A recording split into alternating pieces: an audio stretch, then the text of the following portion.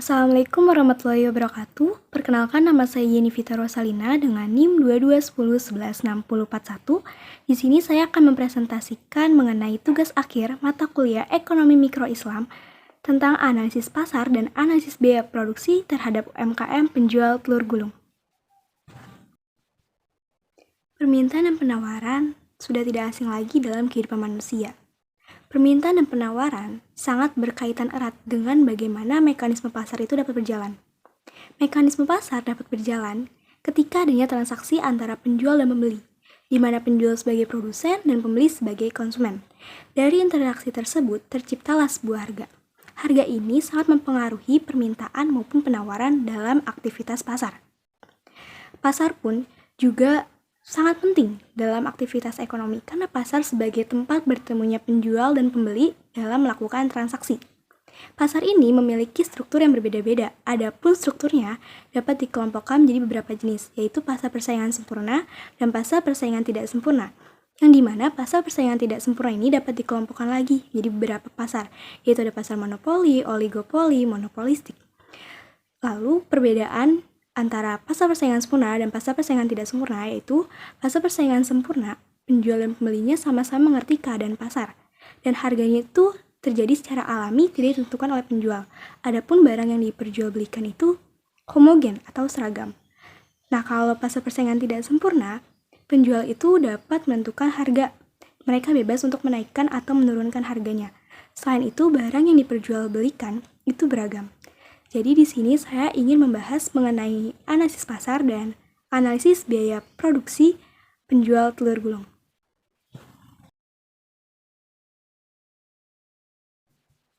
Analisis pasar. Setelah dilakukan wawancara dengan penjual telur gulung yang bernama Hendry, didapatkan sebuah informasi bahwa produk yang dihasilkan oleh penjual telur gulung tersebut sebenarnya tidak banyak memiliki perbedaan dengan penjual telur gulung lainnya. Mereka sama-sama menggunakan isian bihun sebagai pelengkap telur gulung tersebut. Dan harga satu tusuknya itu dihargakan Rp1.000, sama seperti dengan penjual telur gulung lainnya.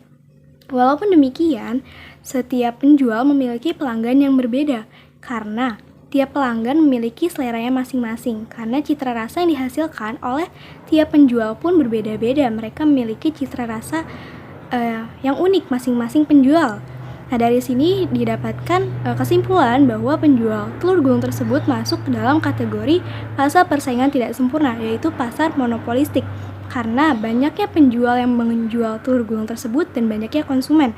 Selain itu, walaupun sama-sama menjual produk yang sama yaitu telur gulung, tapi memiliki sedikit perbedaan, yaitu dari sisi rasanya atau ada inovasi dari masing-masing penjual.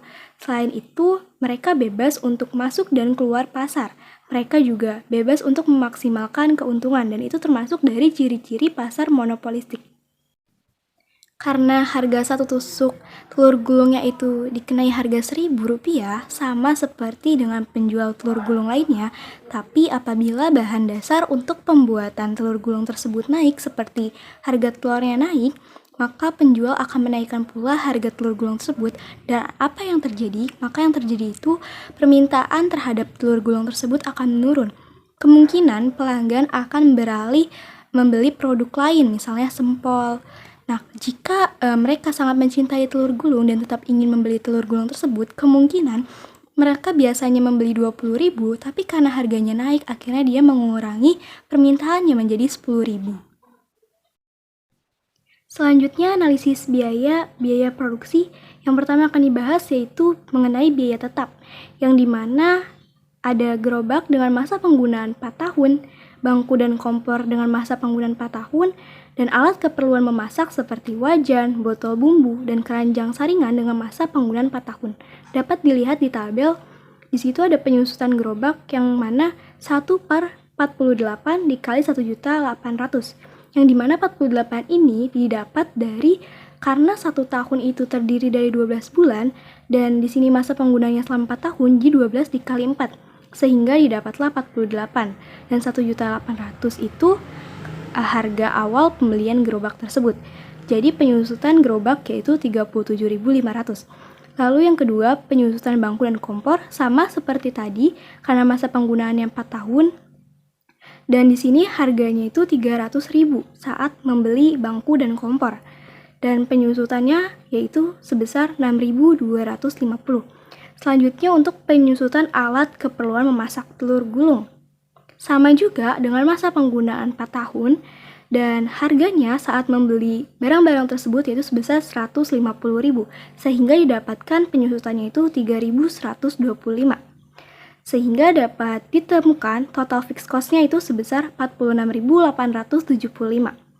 Selanjutnya untuk mencari average fixed cost, yang dimana rumusnya itu total fixed cost dibagi quantity, yang dimana total fixed cost-nya itu sendiri yaitu sebesar 46.875 dengan kuantitasnya itu 400. Jadi sehari penjualnya itu laku sebanyak 400 tusuk dan ini dihitung selama per bulannya, jadi dikali 30 sehingga dapatlah 4. Selanjutnya yaitu biaya variabel atau variable cost, biaya operasional setiap bulannya. Yang pertama itu menggunakan bahan untuk memproduksi telur gulung yaitu telur sebagai bahan dasarnya. Seharinya itu menggunakan 5 kg yang dimana harganya 160.000 dikali 30 hari jadilah 4.800. Selanjutnya bihun, sehari menggunakan 2 bungkus bihun seharga 10.000 dikali 30 hari sehingga harganya 300.000. Lalu yang ketiga yaitu minyak. Menggunakan 1 liter minyak setiap harinya yang dimana harganya itu 15.000 dikali 30 hari sehingga menjadi 450.000. Untuk bahan bumbunya itu sendiri, di sini ada penyedap rasa, sehari menggunakan 1 bungkus seharga 5.000 dikali 30 hari sehingga harganya 150.000. Lalu yang kedua, bumbu barbeque, sehari juga menggunakan 1 bungkus dengan harga 5.000 dikali 30 hari jadilah 150.000. Lalu yang ketiga, bumbu keju itu juga sama dengan bumbu barbeque. Lalu yang terakhir yaitu saus. Sehari menggunakan 1 botol seharga 10.000 dikali 30 hari hingga jadi harganya 300.000. Lalu untuk bahan kemasannya itu sendiri itu ada plastik kresek, sehari menggunakan 1 pak. 1 pak itu harganya 10.000 dikali 30 hari sehingga menjadi 300.000. Lalu ada plastik tempat telur gulung itu sendiri. Sama juga menggunakan 1 pak dengan harga yang sama 10.000 dikali 30 hari hingga jadinya 300.000 untuk tiap bulannya. Lalu untuk alat itu seharinya itu menggunakan 1 tabung gas dengan harga 22.000 per harinya lalu dikali 30 hari sehingga harganya 660.000. Jadi untuk total variable cost-nya itu sendiri semua yang tadi ditambah hingga jadilah 7.560.000. Lalu untuk mencari average variable cost rumusnya total variable cost dibagi kuantitas yang dimana total variable cost-nya itu 7.560.000 dibagi 400 karena sehari laku 400 tusuk dan dikali 30 sehingga didapatlah 7.560.000 dibagi 400 kali 30 sama dengan 630. Selanjutnya yang ketiga yaitu mencari total cost, yang dimana rumus total cost ini sendiri yaitu total fixed cost ditambah total variable cost. Total fixed cost-nya itu sendiri sebesar 46.875 ditambah total variable cost-nya sebesar 7.560 sehingga didapatkan total cost-nya yaitu 7.606.875. Lalu yang kedua mencari average total cost, yang dimana rumusnya yaitu average fixed cost ditambah average variable cost. Average fixed cost-nya sendiri sebesar 4 ditambah average variable cost-nya itu sebesar 630 sehingga didapatkan average total cost yaitu sebesar 634.